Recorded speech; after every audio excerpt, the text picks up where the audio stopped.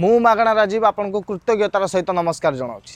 आगे जानी यहाँ हूँ चाष सीजन चाषी मान आम जा तो घटना कौन कि समस्त कहती चाषी मैंने बहुत कष्ट करके परिश्रम करके धान गछरे धान फयाती। अरे भाई कष्ट कले गछरे धान कौन फैब षेंढ गांडी भी धान फैब बुझे। आ चाष जो मैंने करने को न चाहती आजिकल आम देशर सबुठ बड़ समस्या हूँ चाष। कहीं चाष समस्या देखा गोटे मुख्य कारण आम देश में कईटा कोढ़िया चाषी अच्छा। कोढ़िया चाषी मैंने कौन करेंगे कि ना तुम जिते प्रकार कम करने को कह जोठू ना जोठू कौन गोटे से केंदिकी पॉइंट काटिदेवे।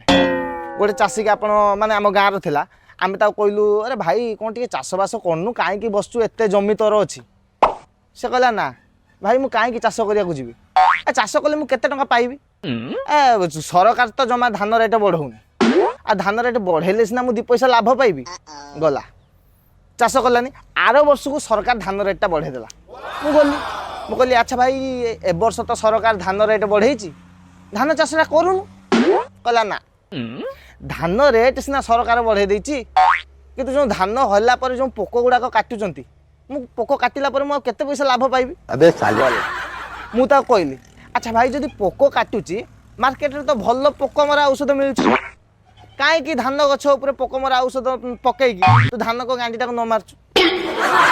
मत पुणी कहला अरे भाई से जो विष गुड़ाक आउची से गुड़ा चाइना रु आउची से विष पकईले पोक मरतु न मरतु किंतु धान गछर गलु मरी धान होउनी।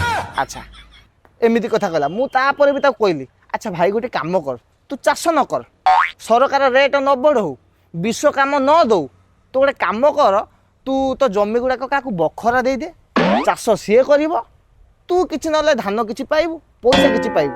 पुणी कहला भाई जन को सीना देदेवी जमीटा चाष करने को बखरा नहीं कर 2 वर्ष कर 5 वर्ष कर 10 वर्ष कर एमती करी जदि जमीटा को ता ना करदेला मु कहनी अरे भाई तू कौन ना तू चाष करुचु ना क्या करिया को दौचु जमीटा को खाली पकई तू नष्ट करचु। यही माने आज्ञा आम देशटा को चाष रु वंचित कर खाद्य समस्या देखा एमान को कह जाए कोढ़िया चाषी।